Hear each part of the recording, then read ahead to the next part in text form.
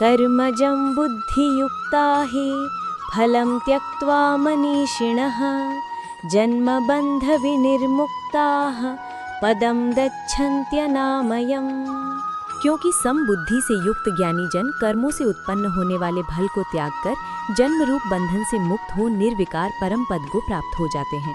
यदा ते मोहकलिलं बुद्धिर्व्यतितरिष्यति तदा गन्तासि निर्वेदं श्रुतव्यस्य श्रुतस्य च।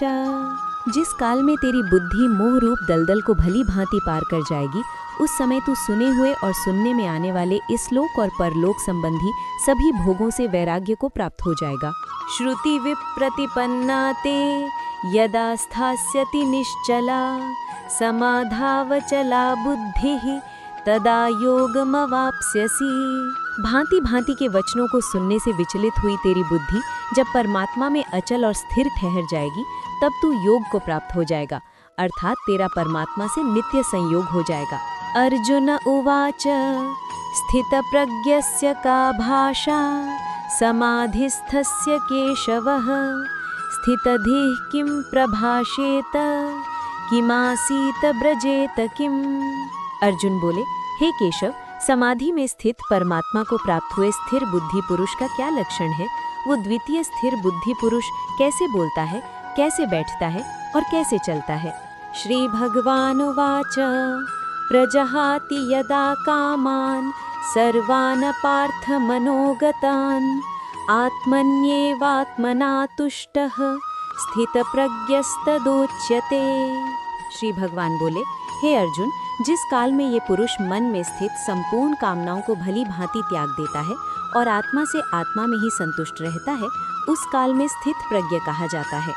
दुःखेष्वनुद्विग्नमनाः सुखेषु विगतस्पृहः वीतरागभयक्रोधः स्थितधीर्मुनिरुच्यते। दुखों की प्राप्ति होने पर जिसके मन में उद्वेग नहीं होता, सुखों की प्राप्ति में जो सर्वथा निष्प्रिय है तथा जिसके राग भय और क्रोध नष्ट हो गए हैं, ऐसा मुनि स्थिर बुद्धि कहा जाता है। यह सर्वत्रानभिस्नेहः तत्तत्प्राप्य शुभाशुभं नाभिनन्दति न द्वेष्टि तस्य प्रज्ञा प्रतिष्ठिता।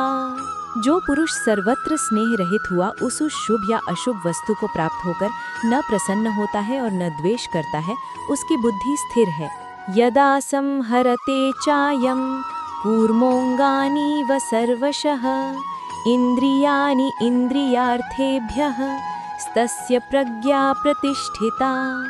जैसे कछुआ अपने सब अंगों को समेट लेता है, वैसे ही जिसने अपनी सब इंद्रियों को हटा लिया है उसकी बुद्धि स्थिर हो जाती है।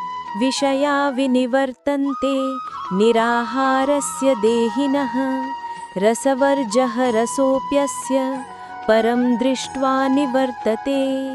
इंद्रियों के द्वारा विषयों को ग्रहण न करने वाले पुरुष के भी केवल विषय तो निवृत्त हो जाते हैं, परंतु उनमें रहने वाली आसक्ति निवृत्त नहीं होती। यततो ह्यपि कौन्तेय पुरुषस्य विपश्चितः इंद्रियाणि प्रमाथीनि हरन्ति प्रसभं मनः।